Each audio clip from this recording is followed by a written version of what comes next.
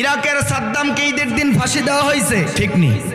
তাকে ফাঁসি দেওয়ার সময় তিনি বললেন, ও সিপাহী, প্রচন্ড শীত, এই শীতের মধ্যে আমার যে কোটটা ছিল, ওই কোট জ্যাকেট, ওইটা আমার একটু এনে দাও। কয় কেন এনে দিব? কিছুক্ষণ পরে তো তোমার ফাঁসি দেওয়া হবে।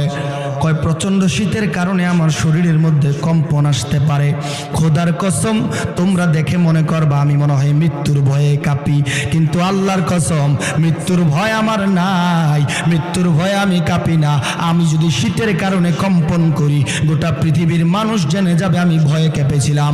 ও সিপাহী শুনে নাও, পৃথিবীর মানুষকে জানিয়ে দিতে চাই, আমার এক মালিক আল্লাহ আছে। আমেরিকার জালেমরা আমাকে অন্যায়ভাবে ফাঁসিতে ঝুলিয়ে মারার জন্য এখানে এনেছে। আমি অন্যায়ভাবে ফাঁসিতে ঝুলতে পারি, অন্যায়ের কাছে মাথা নত করতে পারি না। দুনিয়ার মানুষকে জানাইয়া দিতে চাই, আমি ভয়ের কারণে নয়, যেন মানুষ বলতে না পারে ভয়ে কাঁপছে, এজন্য আমার জামাটা এনে দাও। ঠিক একইভাবে আম্মার ইবনে ইয়াসার ডাক দিয়া বলল, ও আবু জাহেল, আবু লাহাব, উতবা সাহেবা, উতবা ইবনে রাবিয়া, আবু সুফিয়ান, তোমরা শুনে নাও, তোমরা যদি আমাকে আগুনের মধ্যেও পোড়ায় মারো, তারপরেও আমি আমার আল্লাহর দাওয়াত ছাড়ব না। আল্লাহর প্রতি যে ঈমান আমি এনেছি, আমি হালাল খাই, আমি ভালো পথে চলি, আমি হালাল পথে চলি, আমি সত্য বলি, মিথ্যা বলি না, আমি এক আল্লাহর গোলাম হয়েছি। কে মারলো, কাটলো, জেল জরিমানা করলো, এটা দেখার দরকার নাই। আল্লাহু আকবার। এই শক্তির নাম ঈমানি শক্তি, ঠিক কিনা বলেন?